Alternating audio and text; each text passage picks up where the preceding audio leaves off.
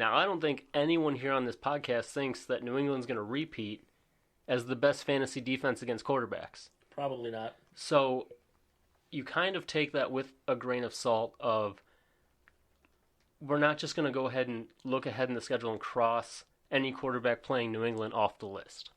It's just not going to happen the way that it happened in 2019.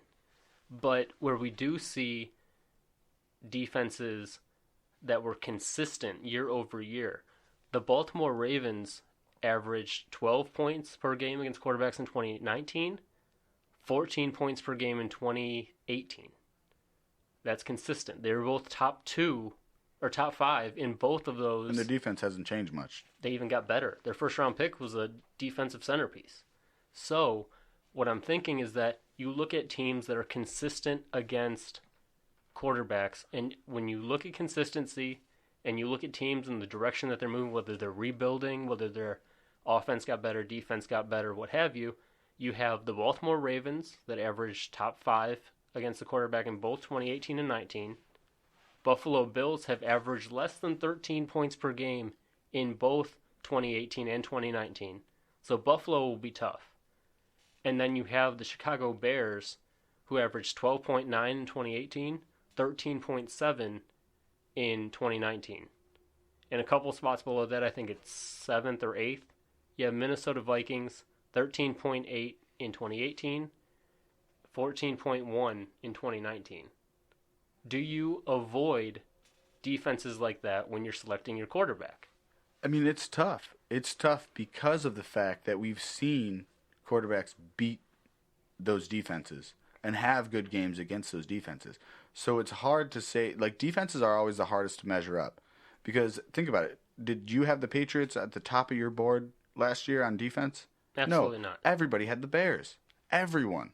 And the year before that, everyone had Jacksonville. Exactly. And you look at the complete turnaround that some teams will have, but there's situations where you have a good feeling about teams that were good against a certain position last year and good against a certain position the next year.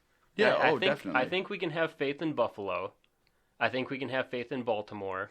I think Pittsburgh is another team that we can have faith in being good against the quarterbacks. I think when it comes to fantasy in general, too, when it comes to defenses, think about the 3 teams you just named.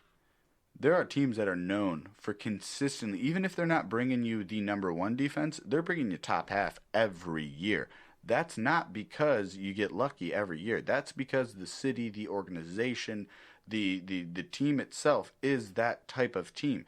The Pittsburgh Steelers are consistently a top defensive team because of the fact that that's how their organization is run. They value defense. The Bills value defense. The Vikings value defense. If you're looking at drafting a fantasy defense, there are 5, maybe 6 teams that you can say they might not be number 1, but they will be top 10 for sure. And I think I just named a few of them. So I think your teams like the Steelers, like the Ravens, like the Packers, who of the past few years have strung together a decent defense, like the Patriots, even with their offense being terrible, the defense is going to be on the field more, but I still think they're going to string together a solid defense. It's a Bill Belichick brand team. So there are certain teams that I think you can bank on being good, but I don't think we're ever going to be able to just predict the number 1 fantasy defense because every year I think we're surprised.